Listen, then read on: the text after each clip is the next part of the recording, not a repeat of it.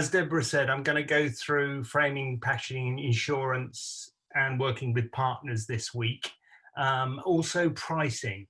This is something that seems to be a quandary for some artists. So I'll try and give you a bit of insight into that as well. And in fact, what I'm going to do is I'm going to kick off with pricing because I think it's quite important to get your head around if you're not quite sure about it or you're a bit unsure about how to price your works. The bottom line is that pricing is no different to any other commodity in the world. Why does one artwork sell for £10,000 and another one sell for 100 quid? It's the same reason, as I often say, that you pay 20,000 a year for a CEO of a company and you'll pay another 20 million a year, simply because that CEO has a massive amount of experience, is well known and sought after. And the same goes for artists. You know, if you're well known, you can command a good price.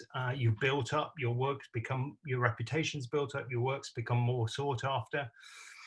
To actually find the price in which it's hit and miss. I mean, you're gonna find yourself, you know, I mean, one of my artists, for example, Ulrich Shetland, he doesn't paint that much. He paints half a dozen paintings a year. And his sell for, you know, up to 10, 20, 30,000 pounds, because he spends so long on each painting. That's what he has to get out of them, or at least his set price, his part of it, to make it worthwhile for the amount of work he puts in. Luckily, he's an incredibly sought after artist as well, so he can command that price. So you will start off slowly and you will build up as time goes on, and you will find, if you're brave, you will keep nudging your prices all the time. Keep going up. They should at least go up by 4 or 5% a year, because that's inflation. You know, you'll find your level, and then I recommend a slow nudging of it as time goes past, rather than a sudden leap, because that really shocks people and can throw people out. So I hope that helps. I'm not going to delve into too much detail on all these points at the moment, because I know we've got quite a few things to get through, but play around with your pricing and see how you get on. One thing I want to reiterate from a former thing about pricing is try to remember the thing about pricing is that you are pricing your artwork for what you, first of all, half of it, for what it costs you to make, the time and the effort and everything else. The second half of your pricing is the marketing side of it. So if you need to get £100 out of it, you've got to sell it at £200. Because you will either need to pay somebody like a gallery to market it for you and get it out. That is what they generally charge. Usually it's even Tesco's will charge, you know, 100% markup on an item. So they'll buy it for a price and they'll sell it for a times 2. So you have to account for that. Now, if you do the marketing, you shouldn't be selling that painting at £100, because you're doing the work that the gallery would do. You're going to shows, you're doing this, that, and the other. So please change your mindset on this. It doesn't mean that if you're selling to the public, and you shouldn't sell to the public at the same price that you need to get it yourself, because what you do is you're underprice your own work. And then when you go to a gallery and you suddenly got to go up to double because you've got to work with the gallery, or worst of all, you're working with the gallery and you're underpricing their work. Terrible thing to do. So remember, 50% of what you do, at least 50%, has to be put aside for marketing, and the other 50 for you. So if you need 100 quid, your price of your work's 200. If you need 1,000 quid, the price of your work is at £2,000, okay? So that's really important. Framing, I'm going to jump straight into. Now, I get questions about framing. What should I do? How should I do it? Should it do this way? Should it do that way? There's no rules to this. You know, you might want to use contemporary white frames. You might want to use more ornate frames. You may want to use some funky frames that you get from, you know, old paintings at a store. You may have a way to do it, but consistency, you've got to remember that you've got to set yourself up for the future. And if you're reliant on frames being odd and even and different and everything, people find that difficult because quite a lot of customers, if they come back, they're repeat customers, they're collectors of yours, they will want something to hand next to something else. And if you keep changing the frames all the time, it makes it very confusing because they'll all have different frames and people do like them similarly. Now you can change your frame. I understand that. It's very easy to do, but some people don't have that vision. So you have to think for them. It's the reason I don't put a painting up on my website in a frame, because that does put a stamp on it. And if somebody doesn't like the frame, they might not buy the painting, when in fact that painting in another frame would look fabulous. So I try to take away that connection if I can, and always say, well, look, I'll sell it to you for 50 quid or whatever it is cheaper if you want it without the frame, and then you can try it on the wall, and if it doesn't work without the frame, you can go and get a frame and you've got the 50 quid to go and pay for a framing. So be flexible on that front, but whatever you do, especially if you work with a gallery or a partner, communicate with them about framing. I think I mentioned this before. One of my artists turned up an exhibition, having given me for 4 years long white frames. She suddenly turned up an exhibition out the blue, and I walked into the exhibition and all of the frames were black. And it was like, oh my God. Now there's nothing wrong with black frames, but she hadn't communicated that to me. And suddenly it was a real shock. And it was a shock for the customers too, to a certain extent, people who collected before. And we actually, in the end, had to change some frames over for them. So, you know, try and be consistent. But if you're not, at least communicate with the people who've got to sell it, if it's not yourself. Now, packaging and insurance. I'm firing through these. I hope timing's good. Yeah, I'm doing quite fast, which is good. Packaging, insurance, and partners. Right, there's a huge amount to go through here. So I'm going to pick it to pieces first. I want to start with packaging, because what so many artists do that I hear, and I just don't get it, is you go out and you go and buy kite packaging, and you go and buy a whole roll of bubble wrap, and you do all these things. And the bubble wrap, okay, it's not expensive, but it's environmentally not great, but it is a great product for sending your paintings in. And it's light, and it, you know, it's all the things that it should be. Your card, you're buying it especially, but they're costly card to buy it, and you've got to wait for it to come in. Find a partner. I don't think I have paid for packaging, a little bit for bubble wrap, and I tend to pay the extra and buy the biodegradable bubble wrap. How biodegradable is it? I don't know, that's arguable, but I try to do my best if I buy it at all. But I send out hundreds of paintings a year from my gallery, and I almost, as Deborah will tell you, we almost never pay for packaging. Or how? Because I partner with another company who has stuff come in, large items come in tons of bubble wrap, 2-meter bubble wrap. It's like gold dust. And this really lovely thick card. This is how their products come in. And that for them is waste. They have to then take that to the tip and throw it away. And it's costly and it's expensive. And it's environmentally unfriendly. Ring up some people. See who can, have a think about who could be locally using things. There might be a garage, has car parts come in and things like this, but all wrapped up in bubble wrap. A funeral home's a good one. It sounds really weird because, you know, oh God, funeral, but you know, it's just a product. Coffins are a product, and they come in bubble wrap and they come in cardboard. Ring up some people like this, garages on this, that and the other, and say, look, I'd really like to sort of take some packaging off your hands. For them, it's great because they're reusing stuff, or at least they know their products are getting into it, so they can put it down as a green alternative. You can put it down that you're reusing old packaging to create things, so it's great for you. And at least that packaging gets at least one more journey before it's taken to the tip. So talk to people, communicate with people, and find some of that stuff.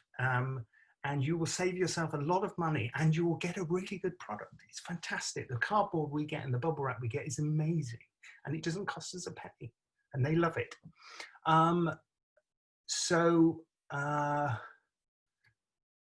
Right, the next thing I want to talk about when it comes to parcels and packaging is sending them. Now, a lot of people that I hear of, they go to the post office and they package something up and they go to the post office and they sit there in the queue and they wait until the front of the queue and then they pay the exorbitant prices for it and then they insure it on top each time, which is usually around 10% of the package of the price of the painting. Now, here's the thing. If you're sending a £500 painting and you're paying £50 for insurance, two things are happening. Now, okay, maybe you're only paying 25 because your actual costs are 250 rather than the physical costs of the painting itself. But even so, you're spending £25 on insurance. If you're not, and you sort of self-insure it as an artist, you can do that.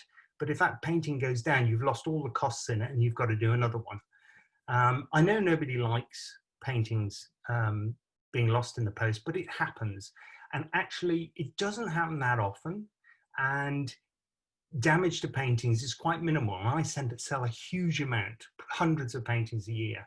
And it's very rare I get returns or things get broken or stuff like that. But it happens. So here's the thing. First of all, when you're going to send anything, don't go to the post office with it. Go to one of the online quote companies, just like there is for Go Compare and everything else. There are companies like Parcel to Go, Parcel and then the two and then Go. There's also one called Parcel Hero.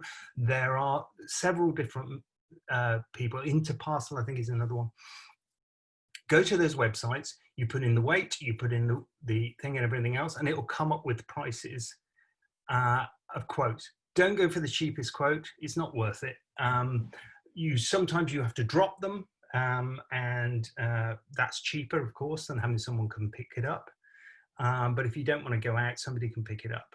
And I rarely send a painting for more than £10, £12, £15. And it's a really good way. Don't go and look on the website like an artist friend of mine just said recently. They went and looked on the website, they got the price, and then they went to the post office and expected the same price. They're not going to get it. Get it there, pay the money there, don't pay the insurance. I'll come on to that in a minute. And because they keep trying to get you to pay it, but avoid it. Get to the end, pay your £10 or whatever it is to parcel it, stick it on your patches and take it into the offices. Now, that's the cheapest way and the fastest way to get things done, and it's great. You don't have to stand in queues. You don't wait. As soon as you get into like the post office, send it by parcel force. All they do is they quickly zap the parcel because it's already done. They take it off your hands, and you walk out with a little chip to say you've proved postage. It's so easy and it's so simple. So make it simple for yourself, make it cheap for yourself. You've done all the work. On insurance, now here's the thing. Paying for an individual painting on insurance is very expensive. Now, some of you, if you're professional artists, will almost certainly have studio insurance or insurance of something that you've got. Now, you can ask your broker or your insurer, that you want to add on in-transit insurance onto it. Now, in-transit insurance, when it's attached to your gallery or your studio insurance, is an extra little bit. It's maybe 50 or 100 or 150 or 200 a year. It's depending on how many paintings you sell and for what value you're selling your paintings for. They ask you that. What's the maximum that something will be in transit at any one time? But it'll also cover you if you get an in-transit insurance on your studio. It will cover you for problems if you're going to a show and you've got a whole van full of stuff and something gets broken in the van. It will also show if you've got something hanging in a studio and you leave, or sorry, the exhibition, and you leave that exhibition, it gets damaged or stolen. It will cover you for that as well. So in-transit insurance might sound expensive, a couple of £100 a year, but if you take out all the paintings you're going to send in a year, and you remember you're going to be sending them at 10% if you pay the in-transit insurance, it's huge amounts.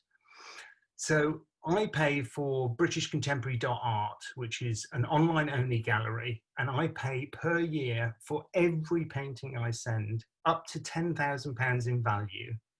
I pay £250 a year. It's nothing. When you take into account hundreds of paintings, it's pennies on each painting. So get yourself some in-transit insurance and do not pay the transit insurance from the courier companies. Top tip. Lastly, I can't even read. Yes, that's all. Oh, some scales. Get yourself some scales at home. I use the kitchen scales to weigh things, but of course it only goes up sometimes to 2 kilos. And if you've got 3 kilos, it goes off the scale. The only other way to do it is to stand on your normal one and get the weight of yourself and then pick up your parcel and weigh yourself again. But it's a bit hit and miss. So buy yourself some scales. They'll cost you 20 quid. That'll go up to maybe 10 kilos. That's all you'll need. And so you're ready. And of course, a printer. So I hope that helps. Now, moving on to partners. This is singularly the most important thing you'll do, especially if you are not an artist with a gallery. Because what you've got to do is you've got to try and hedge your bets in a lot of ways. You've got to try and get your name out as much as you can, as quickly as you can, as cheaply as you can. If you had to go up and hire a room to have an exhibition, you had to publicize that, so you had to pay somebody to do that, to make sure that people come in the room. You've got all the costs of yourself. You've got to hire the room, you've got to hire the time, you've got to hire the publicity, you've got to do all the work yourself. So here's the thing. There's a local accountancy around the corner, for example, or, you know, they want to see like they're supporting the arts. What do an accountant do? They can take people out for dinner. It's not very exciting. So why not suggest to an accountancy, or any other firm for that matter, I'd like to do an exhibition, but I'd like to do it, you know, alongside you. So maybe you have the venue at your accountant's practice. I'll come in, I'll put up all the painting. You've just saved yourself a venue hire. The second thing you do is when they publicize it to all their clients, and accountants have a lot of people with a lot of money. So that's your perfect client base. They will then publicize it and they will get people in for you. You can then use that on the back of it to promote yourself and do this and the other. They're supporting the arts and they've got a free evening with some great paintings, lovely drinks party. You've got yourself an exhibition and a whole load of new client base.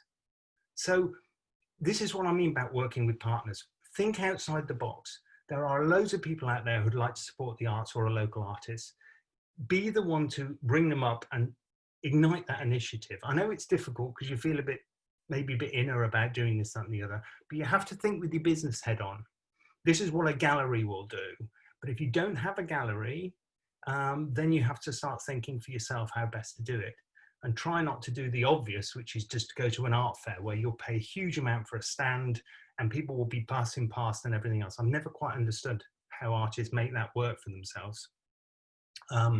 So try and think of a different way. Try and think outside the box of how you can work with somebody else that will help them, but also help you. They will cross-post it on their social media pages that they're going to do this event. You'll then cross-post for them because those accountants are now going to see a whole new client base as well through your social media, that you're doing it with Jeff Bloggs and Son accountants. So they're getting publicity and you're getting publicity. It's a win-win for everybody, okay? So try and think of ways to do that, work with partners and stuff. Studio insurance and insurance, we've done it. Okay, how are we doing for time? 18 minutes past. I'm trying to cram all this in. Sorry, we'll get to the question in just a second. I just want to touch on the last little thing I didn't mention is databases. I've said this before and it's in my book. Here it is, folks. Please don't buy it for me. If you don't want to buy it, don't buy it. It's not this is not a plug. But what is in there is some gold dust about stuff like databases and stuff. Be efficient. When you're working with these partners, those people want to contact you again. How do they do it? Well, you hand out, you either get their business cards or everything else, but you also have a list down there so people can write their names in, but tell them about the list. Tell them that they can go there and write their names down. Here's another thing I do. When I've sold a painting in the gallery, I ask people for their email address to send them a certificate of provenance. Okay, they all love things like that, and of course they need it because it goes with the painting. It shows how much you sold, how much you paid, what medium it's in, what size it is, and all these other information in case they want to sell it later. So get database. This way you ask them for something, they give you the email address, and you then have their email address for the future. You've got their name, you've got their email address, you put it into a database. Doesn't have to have a huge amount of information in it. In fact, you start getting into data protection if you have too much information in. but it's got their name and its address and their postal address if you need it to send paintings to in future. This way, you are completely, you have a list that's growing and growing and growing that you will regularly, hopefully, if you've read the other things about contact and stuff, you will regularly talk to people about. You'll send them emails once every month, and everything else, telling them what you're doing, okay? And that database will grow and grow and grow, and that's how your name grows, that's how your prices get higher, that's how you sell more, because you're keeping people in touch with what you're doing. So databases are so important. Just an Excel spreadsheet, and every time you have somebody, you put in their name, you put in what painting they bought. And people do like it when you remember them. They like it when you say, oh yes, of course, you bought Hazy Summer Glow last year, didn't you, with thingies, and you know. So it's important to have that information in future. So that's pretty much it. We're going to get on to questions. Yes, 20 parts. This is great. Good timing. Do we have some questions? I think so. Deborah. Is she out there, or is she sneezing? I'm here. I'm sorry, Mark. Yes, we've got some excellent questions for you. I'm still here, What, not you know, sneezing. Okay, first of all, from Joanna, about the packaging, Mark. Yeah. Joanna would like to know, a very good question, Joanna, about sending parcels abroad, for example, Europe. Any tips for Joanna regarding sending parcels abroad, or possibly Europe? The same thing applies, really. If you've got an in-transit insurance, that won't be a problem. It should be worldwide. Your in-transit insurance is a good point. Check it out, make sure it is, but usually it is. I think it's a little less fee they pay, so it's internally, they cover for less internationally. It depends on how big the painting is. If the painting is anything less than 50 centimeters, 60 centimeters, no problem at all. Put it in a box, bubble wrap it up, save it. If it gets much bigger than that, things start to get complicated. Also, if it's glazed, that's a big issue. Now, what I used to do with glazed works is I used to put, first of all, I used to tell the client this, really important, and check with them that they're okay with this. But if there is a glazed work, a large glazed work, I would put tape across the glass. If then, for any reason, it shattered in the transit, it wouldn't go into pieces and scratch the painting. So you wouldn't damage the painting. It would just break and hold together. But they would then have to use solvents to get it off on their end. But as long as they're okay and they understand that beforehand, then you can do that with glazed work. Also putting card right against the painting itself, and make sure that you put enough on it so that that holds against the glass will help. Very difficult with very large paintings. What I've done when I've sent to America before now is I have literally created a flight case.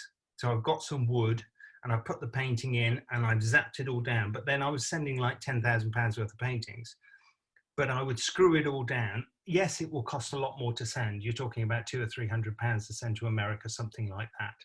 But when you're sending £10,000 worth of paintings, it's just a small price to pay. And anyway, maybe you go halves with the client on the cost or something. But standard paintings, you know, my experience is that couriers aren't what they claim to be. They show on the web with people just throwing things and dumping things on top and losing paintings. Yes, the cheap end ones are. And as I said before, don't ever take the cheapest quote. The cheapest ones won't respect your work. But, you know, the Parcel Force, DHL, you know, DPD, all these kind of people, the mid-range ones, I think they treat them quite respectfully. And I think European and stuff like that. But do go on to several different websites, Parcel Hero, Parcel to Go, and some other ones to check prices. You wouldn't believe the difference. I was being quoted to send to the Middle East just recently, just last week or the week before, a painting. It was £90 on all one. And one site had for £35. It was just £35, and it got there and it was perfectly well. So shopping around is really important. Don't take the first price you can. Hope that helps.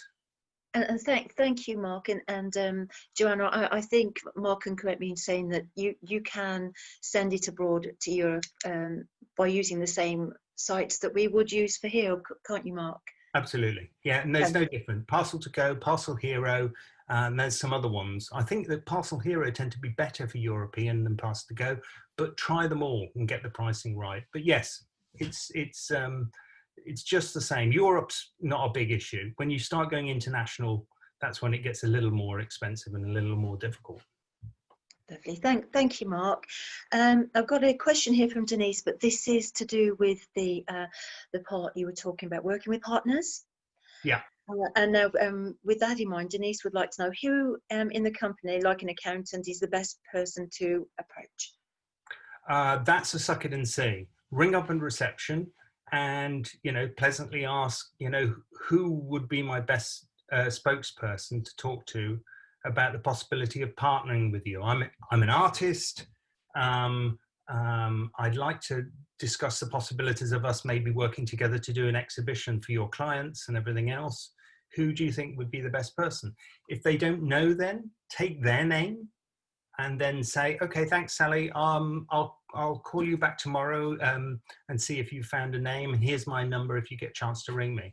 So don't just put the phone down and leave them to get back to you.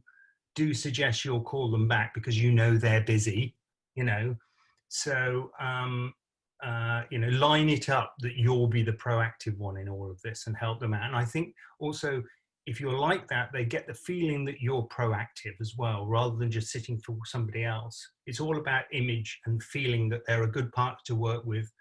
You're a good partner to work with because you're concerned and involved and, talk about all the whys and wherefores and where it would go, and even go over to their place maybe and discuss where it could be and what time and everything else. So be professional about it, but it's a good opportunity. Thank you, Mark. Got a question from Lisa. Lisa's, she's in North Scotland. She's got a very interesting question. Regionally, how much art from artists outside of Cornwall can you sell? See, Lisa's art is not Scotland or tourist orientated or tourism orientated. Should she use her location when marketing or avoid it? That's quite a good question. Thank you, Lisa. It doesn't matter. I mean, if yours is an abstract work or it's, it's mixed media or something that's not a collage work or something that's not landed as you're suggesting as a seascape or a landscape in a particular place, there's no real need to use your location, granted, apart from the fact that you're there. But as far as marketing outside the area, social media will do that for you. And you can choose locations of where to advertise. It doesn't have to be local to you. The only advantage of local to you, of course, is that people can come and see the work if they know that they're near you. But conversely, if they know that you're hundreds of miles away and can't, then that could be a barrier. But as you should always put on your website is that, you're prepared to ship somebody and you always give returns. You're obliged to give returns. You have to give at least 7 days, I think it is, return, and allow another 7 days for it to come back. So in total, it's 14 days. I think that's a legal requirement with selling anything online. So you may as well be upfront with them and say, look, if you don't like it, 100% you can have it returned. We'll bring it back. And just giving them that ease of feeling that they can buy something and they will be covered if they don't like it when it comes there or it's different to the way it works and everything else. You're obliged to do it anyway. So offer it up front and it makes them feel more comfortable about buying from you. Is that okay, Lisa? Just let me know if there's anything more to that you'd like to add. And Mark, I've got a question from Debbie. Yeah. And she'd like to know, what do you look for to decide to increase your prices? Like Debbie's in a cooperative gallery that has a ceiling on artwork sales, usually around about 1,200, but more commonly on about 300 to 600 pounds. So she's wondering about pricing herself out of the market or losing clientele, but she does feel like her prices should increase. Is it a good idea to add, say, 5% annually? If you need me to repeat that, Mark, I can. No, I got that. It's a pity that they put a ceiling in a. I mean, they'll have their own reasons why that cooperative have decided to put a ceiling on. It could be that you have outgrown the cooperative if your prices are going beyond the price of what the cooperative allow. But absolutely, you should not be stifled by anything but your own talent and your own possibility of making money. And if you do, which naturally happens, you grow out of a situation because, you know, maybe your paintings sell better than anybody else. If you completely restrict yourself to any other painters who are alongside you in any way or any form, you are not anybody else. You are yourself. And then you have to brave and say, okay, maybe this cooperative isn't right for me. But absolutely always try and keep nudging your prices up if you think it will bear it. If it comes to a point where you think, oh, you can always come down, but you can't go up in a price. So price yourself a little bit higher. And if people start to, oh, that's more than I want to pay, you can always then say, oh, okay, look, well, it's, you know, I'll do a deal for you on this one. And if you find yourself having to do deals all the time, you will realize that your pricing is probably a bit too high, but always keep trying to push it up. You know, I have painters who are working hell for leather and their pricings don't change and they can't keep up with demand. And I think the only way you keep up the demand is you put the prices up to stem the flow. That's the way it works. So that you're constantly not working so much that you're having to be at breakneck, but your prices aren't that high that you're not earning any money. And it's a really difficult balance and you just got to play with it all the time. But don't be restricted by anybody else's work but your own. Debbie would like to add to that, really. She keeps her work in marking the same prices, regardless of which gallery she's in. Just asking that as a general question, do you think that's a good idea? Yes, absolutely. You must do that. You must do that. If you've got here's what happens.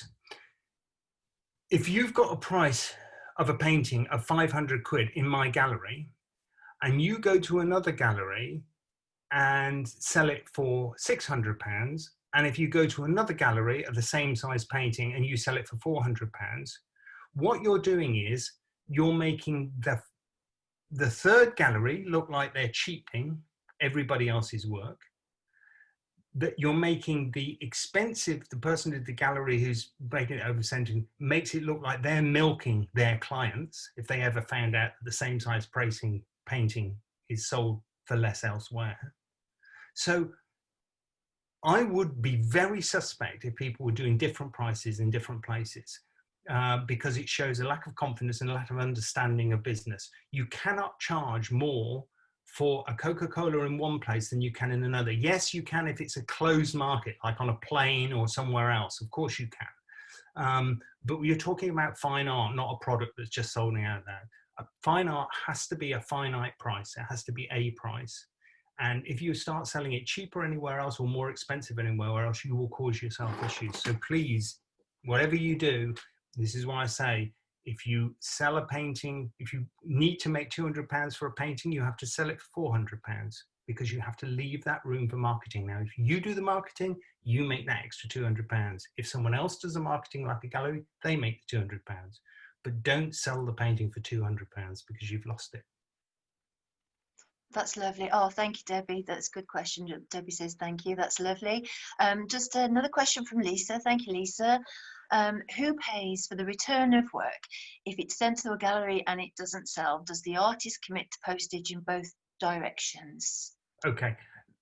This is worth, again, in the very first one I did, I think I talked about this with contracts and things with the gallery. This is worth finding out about and asking up front.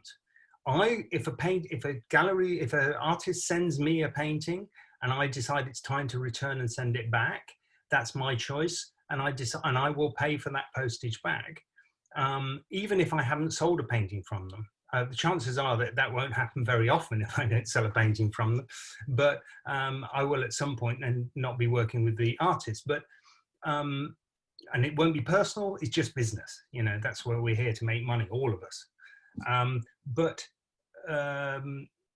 yeah, you need to just clarify that with whomever you are doing business with, who pays for what in advance, okay? So you've got it on paper that you know, okay, you pay for that, but if it comes back again, you pay for that. When it comes to the client, however, that has to be built into your price of return, unless they have done something wrong. So in the situation that they've got it home, they don't like it, they want to return it, it's not right for them, that's fine. If they've damaged it, then that will be an issue to have, because you will only pay them back full refund if your work that you've sent them returns to you unharmed, okay? Now, the only exception to that is that if you send, and this is a good thing to do about postage, I forgot to mention, if you send something to somebody, please tell them up front they have 24 hours in which to tell you if there is a damage on the painting, because your insurers probably won't pay for any longer than that. So if it's arrived and 3 days later they ring you up and say, I just opened the painting and it's damaged, that's going to put you under real difficulties with the insurer. So please make sure that you ask for that. And then if they've said there's no damage to the painting and it comes back to you damaged, then you at least can have something to claim back on or thing. But you'll only give a return on a fully, you know, a return that's fully in working order and A1 condition. Okay, lovely. Thank you, Mark. Thank you, Lisa. Got a question from Caroline. Can you explain what should be in a contract with a gallery, and should you always have this? Yes, absolutely. And I watched the first series. I don't know if you've watched the first series of these, but I go through this in it. What questions to do with the gallery? This is all laid out in the book. Buy the book if you need this information, or see the #1 in this series of the webinar series, because it goes through what questions you need to do, how to approach them, ask the right questions, and confirm it in a letter. So if you start working with a gallery and you've agreed, this is how often they'll pay you, this is how often they'll do, you know, they'll want turnover work and everything else. When that's all been said and done, then you write them a letter, if they don't write you, and say, as I understand it, this is how our partnership will work. And ask them to write back to you and confirm that that's not the case, if it isn't the case. So at least you've got it in writing that you, at some point later date, this is what you agreed to do and you haven't done it, okay? But watch the first one in the series, that'll answer the question on that one. Lovely, thank you, Mark. Yep, that's, oh, hold on, we just got one in from Debbie. Bear in mind, if your artists take commissions, do they insist on a non-refundable deposit upfront? That's all right, Debbie. Sorry, I don't understand. If my artists... If artists, if your artists, Mark, take commissions, or our artists, do they insist on a non-refundable deposit upfront?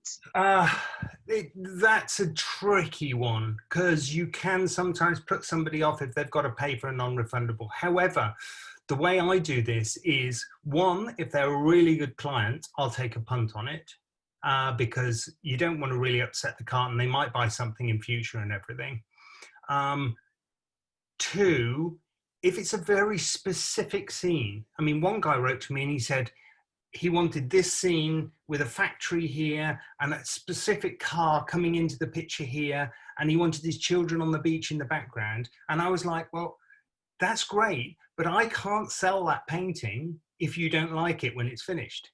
There's no way. It's so specific, I can't sell it. Now, if it's a painting of Port Scatho Village and they don't like it, I can sell that in a heartbeat, because that's what I do. So you have to be flexible on that. If it's a very specific ask that they're asking for and you don't feel that you'd be able to sell it anywhere else afterwards, or it would make life very difficult to sell afterwards, then absolutely. We've just done that. I don't do it often, but somebody asked for a very large painting and they asked for a very specific view. So I did say that I'd like 10% up front, which should cover at least the artist's canvas and paint costs and everything else. I don't take anything from that. I give it straight to the artist. and that comes out of their commission should they buy it in the end. But at least that means that not their time, because both of our time is being eaten up here, but their costs, the physical costs of paints and brushes and, you know, the canvas and everything else are at least covered if they have to throw it in the bin afterwards. Okay, thank you, Mark. Lisa would like to know, sending your work, flat or tube? Sending work on paper, that is, rather than glazed work. Oh, I see. So if you've agreed to just send the physical, like a print or something, or at least a paint, whatever's suitable for you. I mean, if you want to send it flat, I mean, it's slightly nicer to send it flat if you can afford to do it that way, because then it's not all coiled up and creased up. It's nice and flat, and put on some card and put on a couple of layers of tissue paper over the top and everything and send. I doubt there's very little difference in expense, but the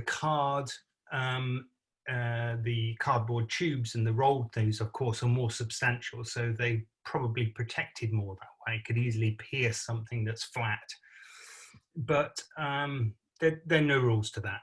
Just go with your feeling on it. Lovely. Thank you, Mark. Thank you. Okay.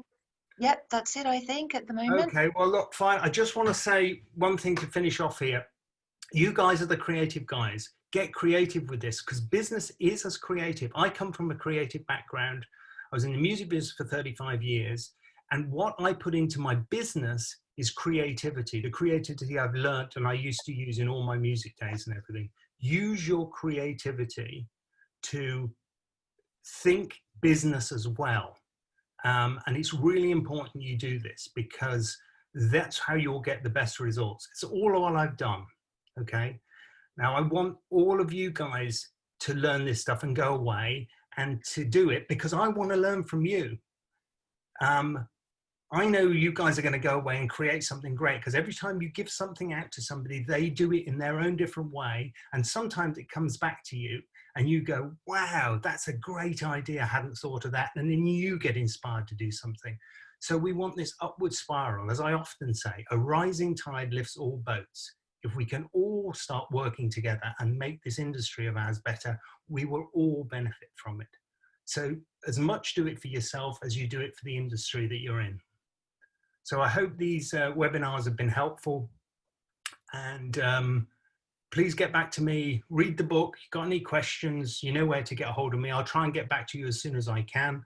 I've just heard this week that, I hope I'm okay to say this now, but the Patchings are doing a virtual festival, and they have provisionally asked me to do a Q&A at the Patchings Festival, probably about the 10th or 11th of July or something.